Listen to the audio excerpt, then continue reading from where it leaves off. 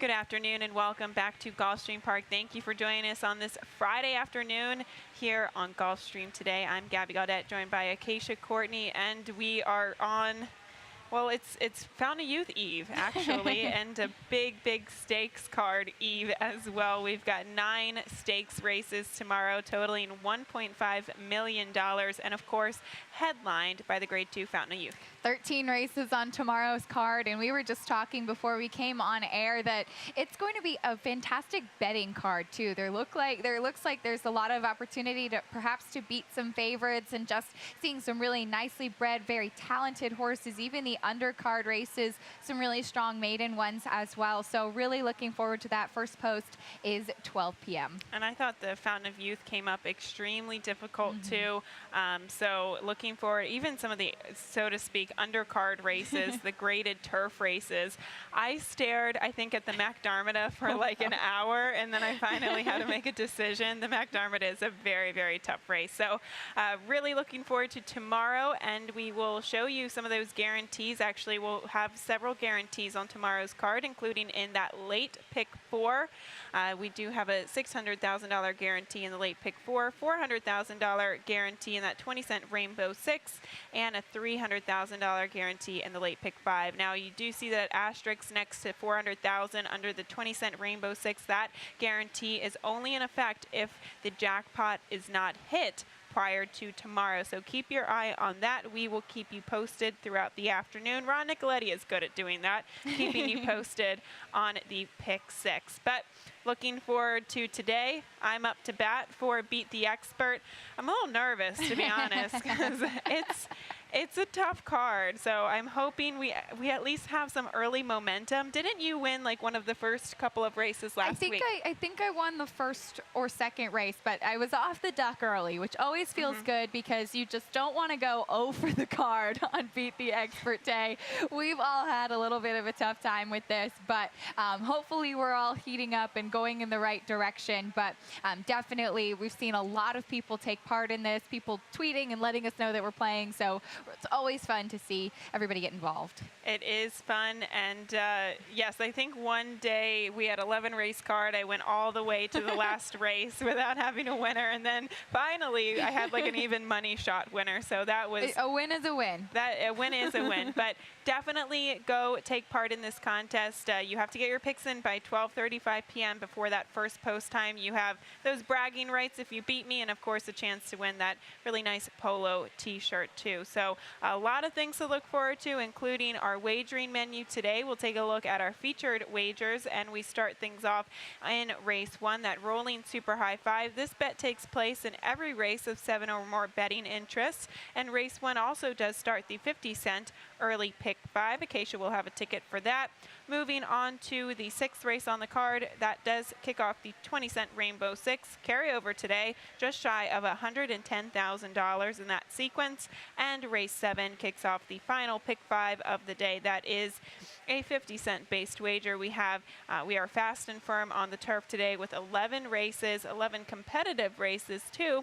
So of course we do start it off with the opener 5 furlong turf sprint, and we start off with a little bit of a favorite right now at 9-5. Acacia, how did you see the early pick 5? We'll give you a look at my ticket. No single for me here today. As you said, 9-5 on our Sweet Exchange. I did go 4 deep in this opener. I didn't think it was as clear cut as that. So using 4 horses there, then 2 by 3 by 2 by 2, $48 today. I didn't want to single in here, didn't have so much of a confidence there. So hopefully padding the bankroll for that nice pick 5 guarantee tomorrow afternoon.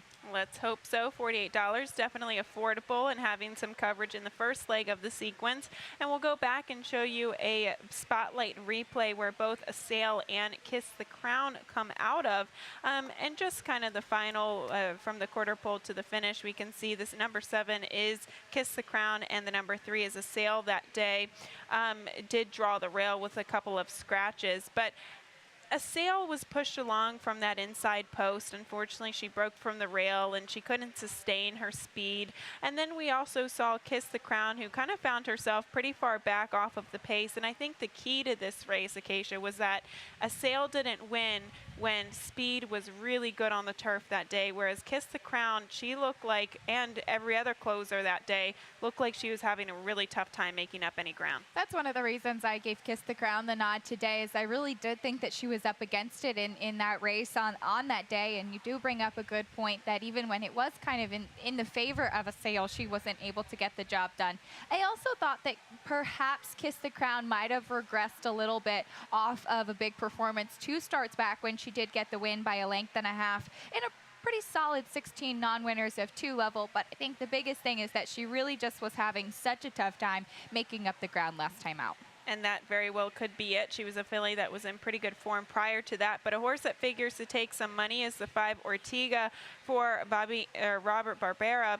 Will show a stat, though, with his horses cutting back from routes to sprints. And this is just looking at claiming races. He's only 2 for 33 with this kind of move. And this horse, I believe, is 2-1 on the morning line. Early in the wagering, 2-1 right now. Probably will take money come post time. It is just $1.50 ROI, 39% of the time in the money. But that 2 for 33 win percentage was kind of what maybe hit the pause button with this one, even though she has been running against tougher. And she's been running against tougher, and I actually do like the turn back in distance, although I do think 5 furlongs might be too short. She does seem more of like maybe a 6 furlong, 7 furlong type of turf sprinter. You really have to be very quick to win at 5 furlongs, especially on this turf. So could be a touch too short for her, but good stat there. Maybe a potential short price favorite could be a bit vulnerable in the first leg of the early pick 5. We'll get to the second race, a 6250 non-winners of 3 lifetime condition. This is 6 furlongs onto the main track, Acacia,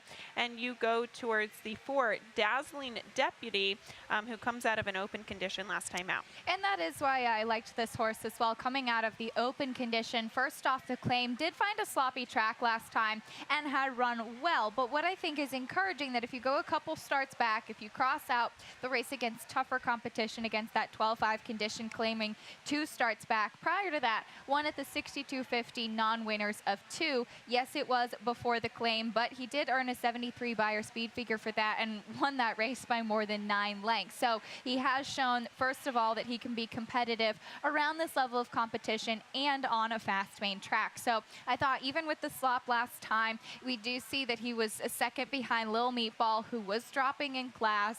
I know one of Ron Nicoletti's favorite names and horses as well. And I like that Jose Ortiz stays.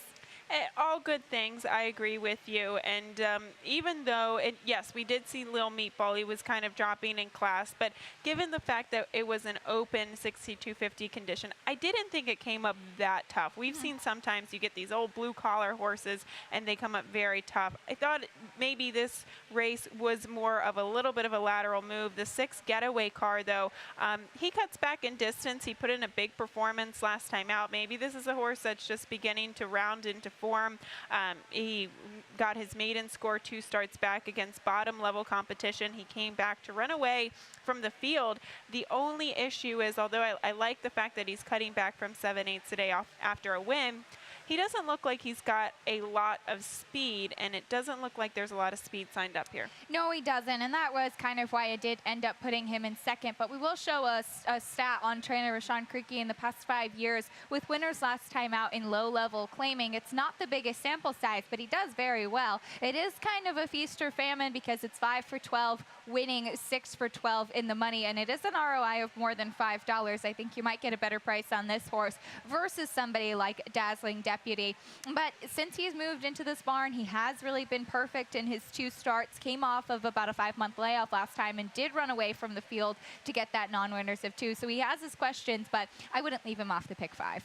Okay, well, we saw pretty much a similar way as we get to the third race, the State Bred Allowance Optional Claiming Event. 6 furlongs onto the main track, and we both land on the same horse here, and that is the 2 Quality Lady, and she just did not break well. Her nose kind of grazed the ground for a couple of strides coming out of the gate. She did. It was a really bad stumble coming out of the gate last time. She was about 3 wide early, but she did show some early interest, but she looked like just a little bit, maybe lost some focus after that. She probably was really compromised at the start. Bowtown Cat, the winner, won by 8 lengths that day, so it was kind of run away from the rest of the field, and I just think she was really up against it after that break.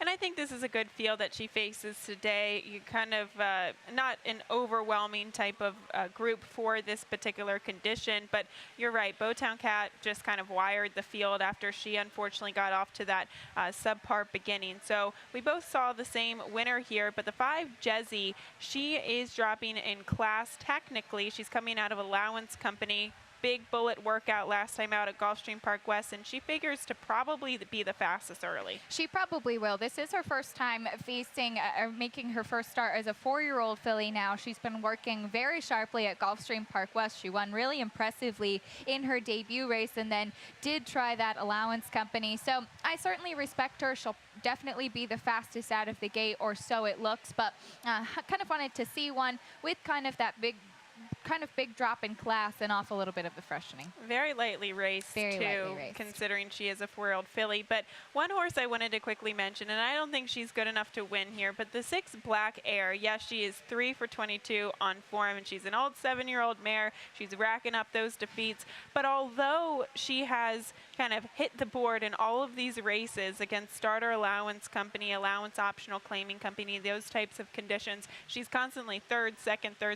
She's yet to face Restricted Florida Bred Company. That would probably be your first thought. Well, she keeps getting beat against Open Company, so why not put her in a restricted race? So I liked that about her, that she is technically meeting a little bit easier company, and she's always right there. So I think a good one to use maybe as a fringe player. We'll get to the 4th race, an open $16,000 condition. We're going 1 turn mile onto the main track, and scratch the 3, Hail to Victory. And occasionally I think that this is a pretty key scratch because it makes the 2, That's Artie's Boy, kind of look like the lone speed in here. It does, and I actually scratched into Over Limit because I did have some interest in Hail to Victory. I thought he was perhaps a little bit more versatile, but now I do kind of wonder if Over Limit will have just really one horse to run at, probably from the rail last prize. Maybe will be a little bit more forwardly placed. You do wonder if it was the slop or the blinkers last time that made last prize show so much more speed. So I did land on, as I said, scratch into Over Limit, who's first off the claim for Antonio Sano. Now, he does do a very good job claiming horses, but first off the claim and going from sprint to route, he is 0 for 6. So it's a very small sample size. I didn't want to show the stat, and this horse has had a little bit of success going longer, so he's got some questions about him. He definitely does, but I was looking at stats too for Antonio Sano. First off the claim with his dirt horses, he is 27% a positive ROI with 60 horses, so that's a pretty decent sample size. So sometimes you have to make a choice. Which statistic do you want to follow, right? I mean, it is kind of difficult. And I do think that he's got at least a little bit of natural speed to not get himself too far off the pace. But I do think that That's Artie's Boy, he might be a little bit more intriguing considering that he is proven that he can go a distance of ground. And he clearly has the speed, as you said. He hung on for a good second going a mile and a 16th in the slop at Gulfstream. But you took an interest to the one last prize who too stretches out from 7/8. He does, and as I alluded to just a moment ago, he added the blinkers last time when first off the claim for Jorge Navarro, and he did find that sloppy track, so he showed the speed. So it is a bit of a question if he will show that kind of speed coming from the rail again today on a fast main track. That is the 4th race as we take a look at the 5th on the card, and open 6250 claiming race, 5.5 furlongs onto the main track. And another one, the one Solfatara here, first off the claim for Saffie Joseph Jr. Is where we both land. And Saffie Joseph Jr., his claims have just been running exceptionally well here so far at the meet. He has. I really think that you have to keep an eye on any horse that he does claim. This one is 6-1 on the morning line. I'm not sure if you will get that, but maybe you will get some sort of price because she really did fire a clunker last time out, but she was drawn outside. She kind of was pressing wide, but I wonder if she will kind of just send from the rail this time and have the early speed. We've seen horses take a physical step forward and in performance take a step forward first off the claim for this barn too.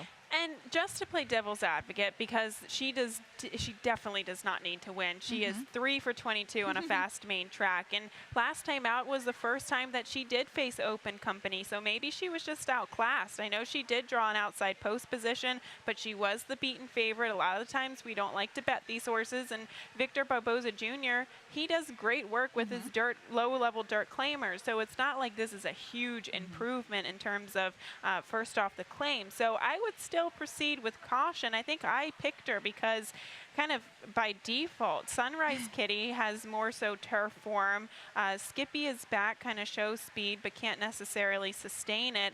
I'm most intrigued perhaps by the 3 Red Aguia, who I think might get overlooked because she is 3 for 22 on form, but she's only had 3 starts on a fast main track. She has. She's really just moved from the turf. Her last two starts, were on the dirt. They were both at this open claiming level. The first one was not good at all, but she was compromised at the start. And last time out, she actually finished up pretty well. I had some interest in Killing Them Softly, who does have some speed as well for Jorge Navarro. He actually claimed this horse back, and she, is going to be on the front end. She's had other speed types in the race before and been able to hold onto that speed, so I do hope that she's able to do that here again today. She does have some back class. I remember running way long ago in the Mid-Atlantic. She's been running for quite some time there, but that is races 1 through 5. That is the early pick 5. We're going to step aside and take a quick break, and when we come back, we'll take a look at the 20-cent Rainbow 6 and the late pick 5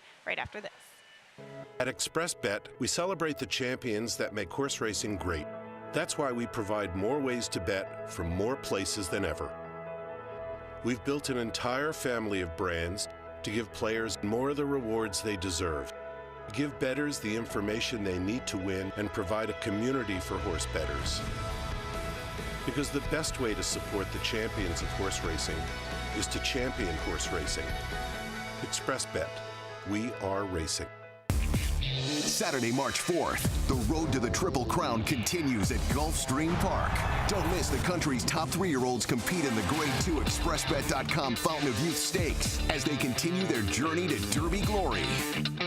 9 total stakes races, $1.5 million on the line. A thrilling day of live racing. The Grade 2 Fountain of Youth Stakes. Derby contenders start here. Welcome to your playground, Gulfstream Park. Welcome back to Gulfstream today. Just a reminder, today is Beat the Expert Day. I'm up to bat, so make sure you handicap and get those selections in before first post today. But we'll take a look at the 20-cent Rainbow 6. We have a carryover just shy of $110,000. So with that big carryover, I did use a bit more on my ticket, and that totaling $64.80. It was very, very tough to find a single in the latter half of the card. So 3 by 3 by 3 by 3 by 2 by 2, and I felt a little bit more confidently with some horses in the latter half of the card, but I thought you wanted to at least use 3 horses to start us off in this maiden claiming event. We're going 7.5 furlongs onto the turf, but I think you and I can both agree, Acacia, that the 3 Tis a Kitten is probably the filly to beat coming out of her race last time out behind Clyde's Queen. And we'll show you this video spotlight replay last time out, immediately coming out of the gate and going into the first turn. She is the number 1 here today, or in this particular race, and we can see her kind of break and just keep her head really high, and that's when Jose Ortiz takes a hold of the reins, tries to get her to settle, but she just kind of looks a little bit rank leading into the first turn and probably expending a little bit too much early energy. That's exactly what I thought too, and you can see even now she's kind of bobbing her head a little bit. She just still doesn't really look comfortable. Even he's still trying to settle her. She even hops a little bit coming around the turn. So she managed to finish second in that race, and Clyde's Queen seems like a lot of good horses coming from Tom Bush's barn, like Clyde's Queen. And that's the thing though with Tis a Kitten, is that when you make an early move like that on the back stretch, you ultimately kind of tank out coming down the stretch, and I think that's where Clyde's Queen had full advantage. You saw her make a little bit more of a delayed move, and she did finish 4th in the Miss Presidenttress. So I think Clyde's Queen is okay. Tis a Kitten is probably the horse to beat. That's where you and I both go. But alternatives could perhaps be the 2 Dar Motivos who you use in second. I think that she'll probably be a speedy horse. I don't know if she'll be perhaps as sharp as she was in her last 2, as she was drawn really far outside in those races. So I think that she kind of had to be used really early. Now she is drawn more towards the inside. She kind of looks on paper like the main speed to me. So I think that she'll be more comfortable in this post position today. I did opt for the one Miss Bandetti Ray towards the inside, who should be able to sit a stalking trip just for second honors. And then we also have Bandetti Song to the outside, who, you know, she closed. She made up a lot of ground at 5 furlongs, and sometimes that is a misconception. We see horses who close at 5/8. We think that they want a little bit more distance, and it's not always the case, but she does sit atop a big performance. She does. You have to respect her off of last time out. I don't really know if she is just a closing sprinter. I don't love her here at the 2 turns. I kind of landed on her in third by default after the scratch of the 10 Mandeville in here. And we do have a lot of scratches, so do take note the 14 Authentic Kitten does draw in off the also eligible for Jane Sabelli. The 7th race, as previously mentioned, kicks off the final pick 5 of the day. Acacia, how did you see it? I think you said you had an easier time with the late pick 5, no? A little bit easier. It's going to be $48 again, but no single for me as well. I'm just using 2 horses in this first leg, which makes me a little nervous, but hopefully the one Mucho Me Gusto or the 6 El Mozo will get me off. And the number 8, the 8th race, excuse me, is where I did spread. I thought that was a pretty wide open one. And then 2 by 3 by 2, $48. It's funny because I used the 4, 6, and the 7 in this race, and you used the 1, 6. So who did you land on top here? Oh, I landed on the one on the top. I think we have the same 4 top horses, just in different orders. So we'll see how this one works out. And I don't know about you, but I had a really tough time with this race. And so that's why I kind of decided I had an opinion, and I almost put the 6 El Mozo on top. Did land on the 1 in here, who comes off a good performance last time out. And I think that this horse is coming out of some pretty good races, which was why I did give him the nod in here today. 2 starts back, though he was well beaten. That was a very tough for level race in that $35,000 maiden test. Grey Dude is just a horse that's been in very good form. And then last time out, he finished ahead of Nan the Man, who did come back to win. That was at Tampa, but I thought he kind of rallied really nicely there. I hope that he's a little bit closer today. And we could see him win. I thought that once he was exposed against Maiden $16,000 company and did not win, I kind of bumped him down on the ticket a little bit more, whereas the 6 El Mozo, he is dropping in class, and he did get off to a little bit of a poor start. He kind of got shuffled around, and the rider plopped down in the saddle and then got back up, but it looked like it took a little bit out of him.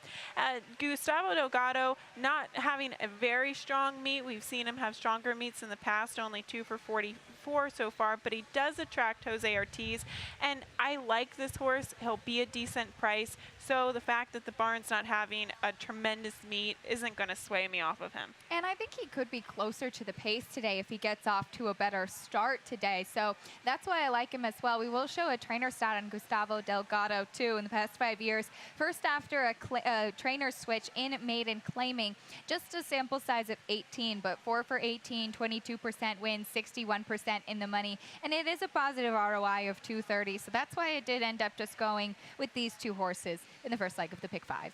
Okay, good enough for me. I use the 4 Zap to it. Edgar Prado now in the saddle. It does look like a closer as well. We'll get to the 8th race, though, to kick off the final pick 4 of the day. 7.5 furlongs on the turf for this open $25,000 claimer. And the 3 Nassau Talent, excuse me, should be one to definitely figure coming out of Stakes Company. Of course, the last race was on President's Day for Bobby DeBona, and this probably is a horse to beat. I think he's the horse to beat. That was also first off the claim as well. He was kind of cool on the tote board. He was beaten as the heavy favorite a couple starts back when still with Joe Sharp, bet down 70 cents to the dollar, and just didn't really have much of the late kick at the mile. I did like him cutting back to the 7.5, and he sticks there today, and he does get the likes of Javier Castellano. So I was thinking second off the claim, it looks like he can sit a good stalking trip and hopefully make a move from there. So he does have to improve, though, off of that last race. I think 7.5 furlongs is a good distance, but I still think that he's better at one turn on the turf. He just doesn't look like he's got that potent kick as we've seen before. And of course, this is a horse who has never really tried one-turn distances on the turf. But I think just given his running style, it looks like he might be a bit better, because when he did win, it was 7.5 furlongs on the turf, but he wired the field that day. And I don't think he's fast enough to do that in this field. So the one Red At Last, I'm just taking a total guess here, but it's an educated guess. The one Red At Last for John Mateen. This horse is by Spring At Last, so there's a bit of turf pedigree there. And on the bottom side, if you look in the second generation of the pedigree, the second dam was actually a 2-time stakes winner sprinting on the turf. So there's a hint that there is some sneaky turf pedigree, and he's already shown that he has an affinity for the synthetic. Sometimes we see that transfer over to the turf, and Nick Juarez in the saddle, he's a sneaky one that I didn't want to overlook at 8-1. He may be a great price, and he may be overlooked in the betting, so that's definitely going to be good in terms of value. And once he added the Lasix and dropped to Claiming Company, he really was very good on the synthetic. Certainly didn't show anything on the main track last time, so that could be an interesting one in there. I did have some interest in the 7 Albert Charles, who showed speed last time out, kind of speed that he hadn't shown before. That was going a bit longer, and I know it was just against maiden $25,000 company, but he did win by more than 6 lengths. So anytime you see a horse that is winning by open lengths like that, he didn't go off as the favorite. Now, back-to-back winners for Joe Sharp is not the strongest numbers for the Barnes. I don't know if he'd be able to get a win again, but he does have a pretty good in-the-money percentage. So this horse might be able to hit the board once again. He very well could, and he actually does have some versatility, as you said. Won on the lead last time out, but proved that he can close 2 starts back as well. Albert Charles, he's one that I overlooked, but you make some good points about him. The 9 Contour More, I like him because he's dropping a little bit to the right level. He's a 2-time winner at 7.5 furlongs. He clearly is okay at the distance, just going to have to work out a trip from that outside post.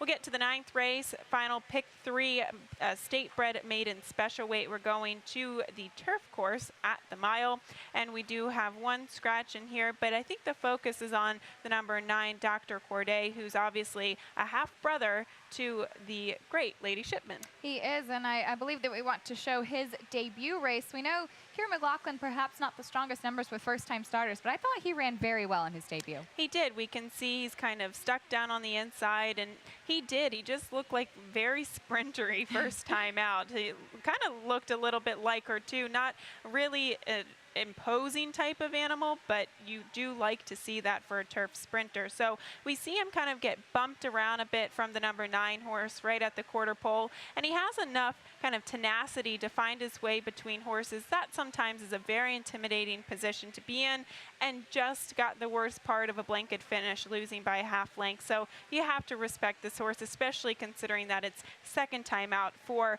Keir McLaughlin, who we have stats to back up that opinion. We do. Second time starters on the turf in maiden special weight. Does very, very good work with this.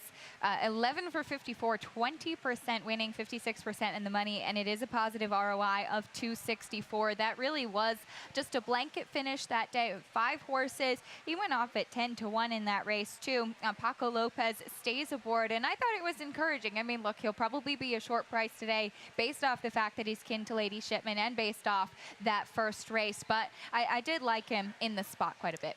And the 2 in closing. The reason why I picked him kind of over Dr. Corday in here was because when I went back and watched the replay, and even I kind of wrote a note when this horse was running, he does have high kind of leg action, high knee action that looks like he would suggest kind of getting to the turf. And I also think that he's going to improve with a little added distance. You see on the bottom side of the pedigree, the mare, she did win first time out, but she was a dirt sprinter. On the top side, though, we do see in summation sometimes do like the turf. So I like him a little bit better, just considering I have an opinion about how he ran in his first race. And that's very fair. I like him too. And just looking at stats too, second-time starters, first time on the turf. Christophe Clement is 23% win, almost 50% in the money, and a 263 ROI. So the barn does know how to get those younger horses onto the grass. Beyond that, you liked the 10 Ultron a little bit coming back to the turf for Belmont. He showed some speed last time out with the addition of Lasix, and I kind of wonder if it was that or maybe just facing that state-bred maiden special weight types, but did think that he showed a little bit of promise on the turf, and we'll be interested to see him on the grass with the Lasix now. I use the 8 for the Gippard by surprise, surprise, Armando de la Cerda. But the horse does have some sneaky turf pedigree. He is by Wildcat Air, and he ran a better race on the sloppy sealed track, which would suggest, and he regressed on a fast track, which would suggest that maybe he'll like the surface change, picks up Javier Castellano for those honors as well. We'll get to the 10th race, the first half of the final daily double maiden $50,000 race, going the 1-turn mile onto the main track. Acacia, take it away. How do you see this race? All right. Well, I have an interesting pick in here. I just had some reservations about the favorite Barry Swing, which I see that you did as well. So I landed on the number 5, Just the Facts, who I think has some speed. Now, he was beaten about 44 lengths last time, 44 and a quarter if we're being specific. But that was his first time with the blinkers. He comes back now as a gelding, and he drops to maiden claiming. We will show his trainer stat on Michael Matz in the past 5 years, going from maiden special weight to maiden claiming on the in dirt route races. 5 for 14, 11 for 14 in the money, and a 278 ROI. Tyler Gaffalione aboard. I think that this horse, he's nicely bred. He's by the Factor, and I think that he might show a little bit more speed, maybe as a gelding. That is just going to be the ultimate equipment change that helps him out in here, and he finds a little bit of a better spot. I couldn't see him the same way you did, but I absolutely love the creative approach. He is 12-1, and he very well could improve on the drop-in class. He does have a very nice pedigree, very precocious pedigree by the Factor. But I too went against the favorite in here, and we should start by going to the replay of the 9 Barry Swing. And this is a horse that Mike Maker claimed first time out. He claimed him, then he stepped him up to maiden special weight company.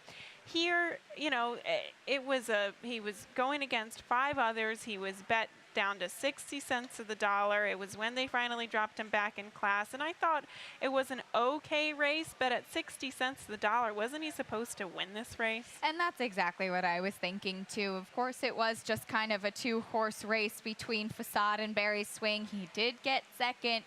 Yes, he was beaten just by a neck. Yes, Jose Ortiz stays. Yes, it's Mike Maker. He's also kin to Neolithic, who of course was third in the Grade 1 Pegasus World Cup.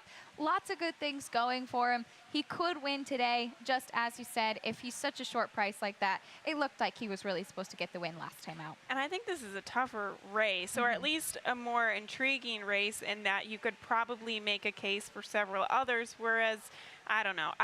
His last race kind of put a bad taste in my mouth. So the 2 full battle does get some added distance to the 1-turn mile today. I think he'll handle the distance. He didn't show a lot of speed first time out. He did not run a fast race, and he stays at the same level. But Paco stays aboard, and he just looks like a horse that might improve with added distance. He doesn't look like he's got a real closing kick, so hopefully he can get maybe a stalking position. I'm just trying to get creative there, but As am I. Yeah, I do think that the 9 Barry Swing is the horse to beat there in the 10th. We'll take a look at the 11th and final. We're going 7.5 furlongs on the turf for the 16,000 non-winners of 2 lifetime event.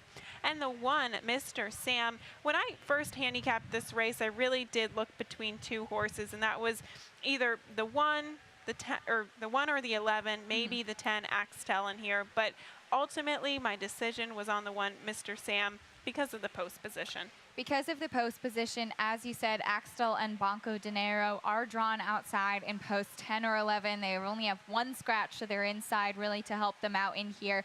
Plus, Mr. Sam does get some class relief here. So we're both on the Armando de la Cerda train here today. And I think that this one, he really fits in this spot, and he will be able to carve out a trip from that rail post. And you liked Zarmo a little bit here for Bruno Tessori, who, too, has been kind of facing the same level of company. I've just been on his bandwagon for the last 2 starts, and he's disappointed me. He has. He was a pretty short price last time out, and he did finish 4th behind a couple other horses in this field. I'm giving him one more try today, and I think that he fits at this competition. He has shown some speed, and I think if he shows a little bit more speed today, that'll be his best weapon. We could see that happen. Yeah, it looked like some of the horses that I was most intrigued by kind of with tough post position. So even the 2 Wolf Dance is a horse that, although a bad performance last time out, that was on the dirt. He comes back to the turf where he was facing Allowance Company up at Woodbine. So a big class relief, but the Connection's trying to get that elusive first victory so far at the meet. That is races 1 through 11. I thought another moth landed on my arm. Something landed on my arm.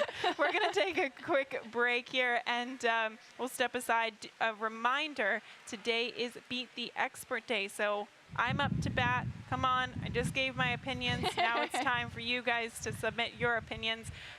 So best of luck on today's card. Pete Aiello will be up next with those scratches and changes. We have to take care of these horses that, give us so much joy.